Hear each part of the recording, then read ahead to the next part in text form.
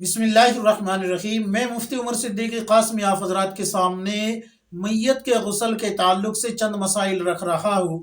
साइल जो पूछने वाले हैं उन्होंने पूछा है कि मुफ्ती साहब, क्या कोई शौहर अपनी बीवी को यानी कि इंतकाल कर गई है उसको गुस्ल दे सकता है या नहीं। और दूसरा मसला ये है कि अगर कहीं औरत को कोई गुस्ल देने वाली औरत न मिले तो क्या मर्द उसको गुस्ल दे सकता है या नहीं। और तीसरा मसला ये कि नाखून पॉलिश छुड़ाए बगैर गुस्ल दे दिया, अब उसके बारे में क्या हुक्म है। और चौथा मसला ये कि हाइजा औरत को गुस्ल देते वक्त मुंह और नाक में पानी डालना कैसा है, और क्या इनको अलहिदा गुस्ल करना पड़ेगा, यानी कि इनको अलग से गुस्ल देना होगा कि पहले जो है जनाबत का गुस्ल दिया जाए और फिर मैयत का गुस्ल। तो क्या हुक्म है, इन तमाम मसाइल के मैं जवाब आपको दे रहा हूँ। मुकम्मल व मुदल्लल मसाइल मैयत सफ़ा नंबर 44, 45, 49, 58। इसी तरीके से फतावा दारुल उलूम जिल्द नंबर 5 सफ़ा नंबर 146 और 255। एहसानुल फतावा जिल्द नंबर 6 सफ़ा नंबर 227। ये तमाम किताबें आप खोल के देख लीजिए, आपको तमाम मसाइल मिल जाएंगे। सबसे पहले याद रखिए कि शौहर हो या औरत का भाई हो या बाप हो या दादा हो या मामा हो या चचा हो, कोई भी हो, वो जो है औरत को गुस्ल नहीं दे सकता। औरत को गुस्ल औरत ही देगी, याद रखे, औरत ही देगी। और यहाँ पर वो जो दूसरा मसला है ना कि अगर कोई औरत ना मिले तो उसके बारे में क्या हुक्म है, वो भी इसी मसले में हल हो जाता है। अब यहाँ पर ये याद रखे, अगर औरत का भाई है, बाप है, यानी उसका महरम है, तो उसको कोहनियों तक तयम्मुम कराए, तयम्मुम कराए कोहनियों तक।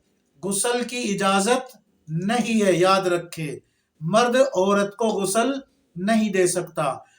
हाँ, अगर शौहर है तो शौहर के लिए ये हुक्म है कि तयम्मुम में भी वो अपने हाथों को कपड़ा लपेटे, कपड़ा लपेट के तब तयम्मुम कराए।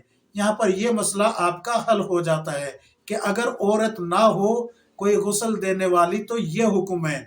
दो मसले आपके हल हो गए कि मर्द, चाहे वो शौहर है, चाहे भाई है, चाहे बाप है, चाहे बेटा है, चाहे चचा है, चाहे नाना है, दादा है, कोई भी है, वो औरत को गुस्ल नहीं दे सकता, तयम्मुम करा सकता है।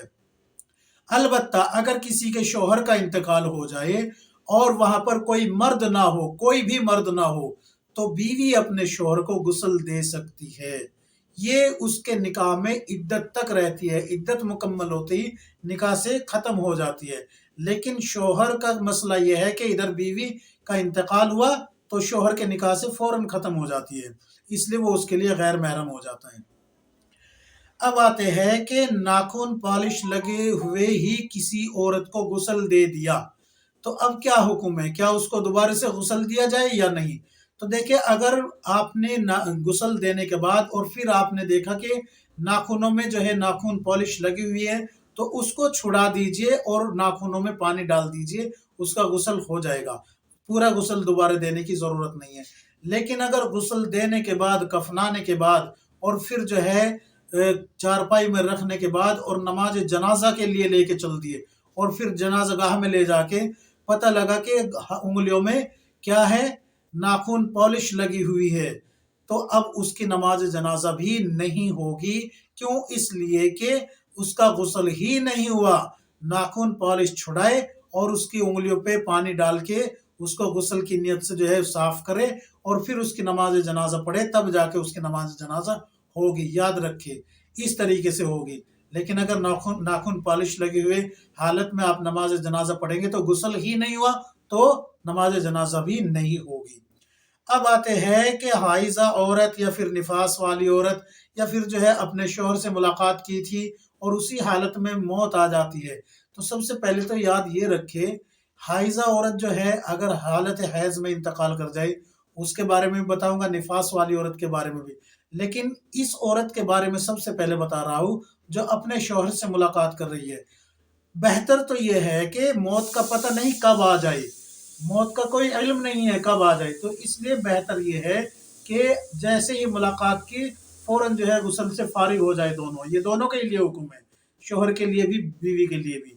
लेकिन अगर ऐसा हो जाए कि नहीं गुस्ल कर पाए और मौत आ गई, तो हाइजा, निफास वाली और हालत जनाबत, یعنی کہ شوہر سے ملاقات کرنے والی، ان تینوں کے لیے ایک ہی حکم ہے کہ ان کا ایک ہی غسل ہوگا، وہی غسل میت کے لیے ہوگا، اور وہی یہ حالت جنابت کا غسل، ایک ہی غسل سے کام چل جائے گا۔ لیکن یہاں پر جو سوال ہے وہ یہ ہے کہ غسل کے وقت ناک میں اور منہ میں پانی ڈالنا یہ کیسا ہے؟